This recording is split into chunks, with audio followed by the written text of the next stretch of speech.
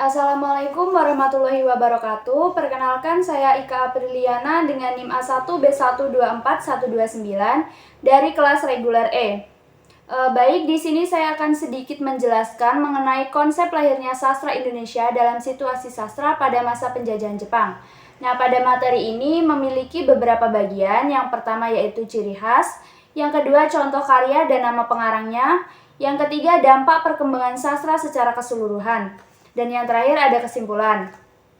Baik, langsung saja untuk ciri khasnya yaitu sastra pada masa penjajahan Jepang ditandai dengan semangat nasionalisme, penggunaan bahasa Indonesia secara luas, tema perjuangan, dan penyebaran melalui media yang didirikan Jepang.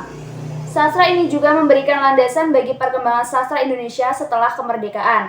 Nah, selanjutnya ada contoh karya sastra dan nama pengarangnya. Yang pertama yaitu Chairil Anwar dengan karya Aku dan Diponegoro. Chairil Anwar adalah salah satu tokoh sastra yang berpengaruh dalam lahirnya sastra Indonesia modern.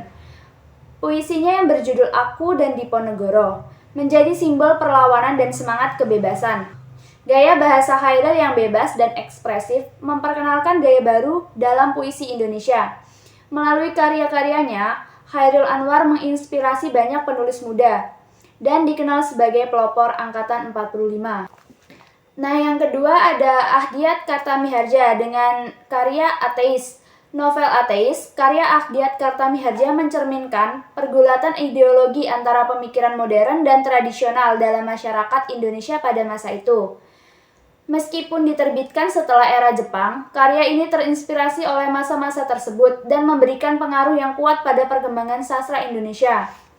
Nah, yang ketiga ada dampak perkembangan sastra secara keseluruhan. Perkembangan sastra di masa penjajahan Jepang memberikan dampak yang signifikan terhadap lahirnya sastra Indonesia, terutama dalam membentuk konsep-konsep sastra yang bersifat nasionalis dan mencerminkan identitas bangsa.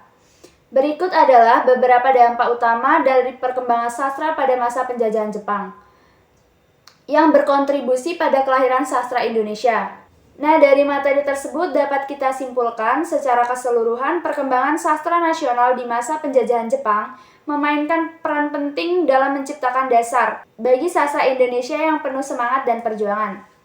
Baik, itu saja yang dapat saya jelaskan. Kurang dan lebihnya saya mohon maaf. Saya akhiri. Wassalamualaikum warahmatullahi wabarakatuh.